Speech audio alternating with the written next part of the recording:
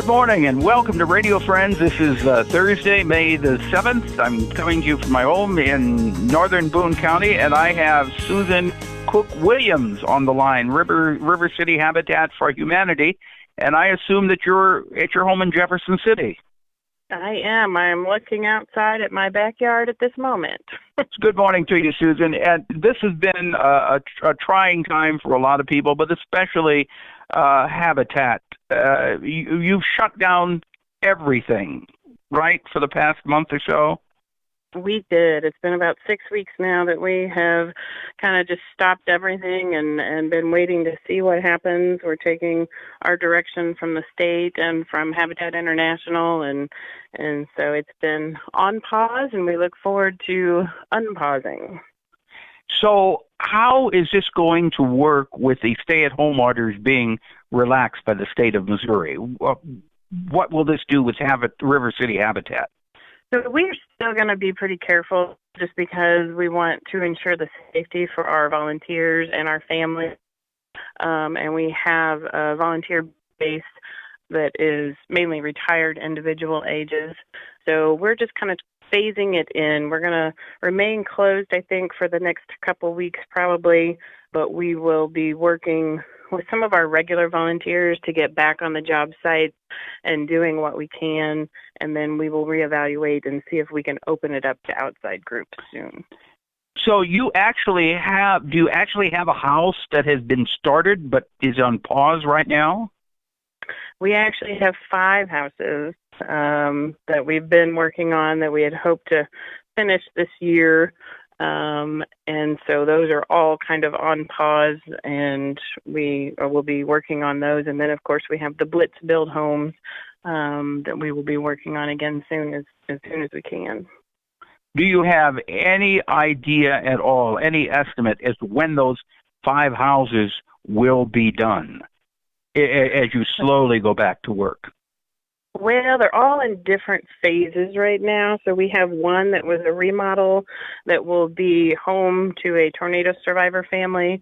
And we actually hope to have that one done, I would say, late June, early July. And the other ones, we'll just kind of have to see how volunteers feel about getting back out and getting involved and participating to see how quickly we can get it done.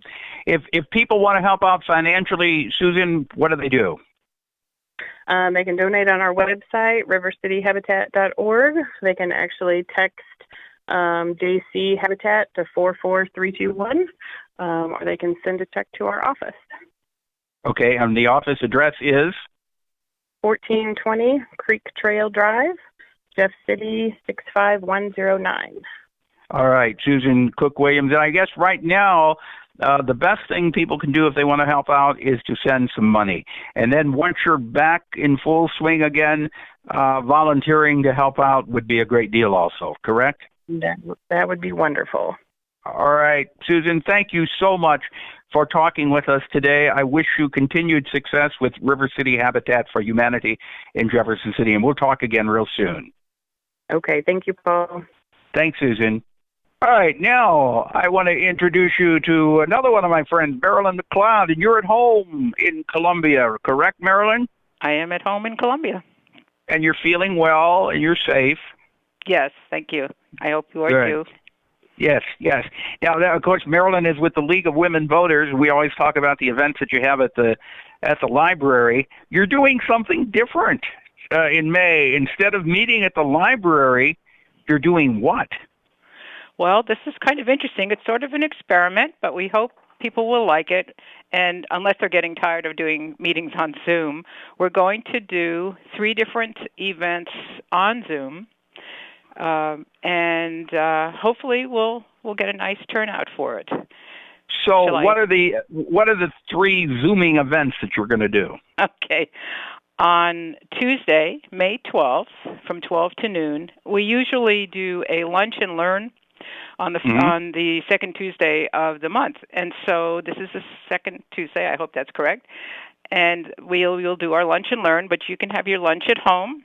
And we will do this on Zoom. The topic is diversity and inclusion, and the speaker is Carrie Utterback, who is works for the City of Columbia Department of Public Health and Human Services, and she won the Columbia Values Diversity Award. So I think she will be wonderful, and she will present the topic. And it's just learning, how to work better with people who may be different than you, and to work in a diverse environment. So we think that will be, an important program. Then that night, interestingly enough, the same night, Tuesday, May 12th, at 7, we are going to have a candidate forum. And, we have traditionally held candidate forums for decades that are live. And, it's one of those things where it's really nice to hear directly from candidates, as opposed to just seeing printed material or pamphlets and that kind of thing. So on Tuesday, May 12th at 7 on Zoom, we've invited the candidates for the Columbia City Council Ward 1. Okay. We usually just do the competitive races rather than if there's just one person running. We don't include that. So they will all be Zooming from their individual homes. Right. Okay. So that'll be at 7 o'clock on Tuesday, May 12th, and then what's the third event? And the third is the next night, Wednesday, May 13th, same time, 7 o'clock, another candidate forum, and at that one we will have the Columbia School Board candidates who will participate. Okay. Now, how do people tune into your Zoom? Well, what we will do is people have to use a computer. They have to have internet. That's the only negative side of this, because it would not include people who do not have that ability. Right. But, we hope to at least, it's better than not having a forum at all, which is what we were looking at. So this is a nice alternative that we can do. And so what we will do is post the information on our website. We'll send out the information to our members and such so they can connect, because you need to have the correct information to connect. People have to have Zoom app, I guess you call it, on your computer. So you download the Zoom app. Right. And then you just sort of automatically get in. Okay. Yeah, and people will be able to ask questions too. Well, not this time. I think we will have questions ready. We'll try to keep them broad enough that they would, because this is sort of an experiment. We'll see how it goes. Right. All right, Marilyn, you know what? We're out of time. Okay. But all of this information will be on your website, correct? Yes, it will. Right. All right, MARILYN McLEOD, thank you so much for visiting with us today. Right. Thank you.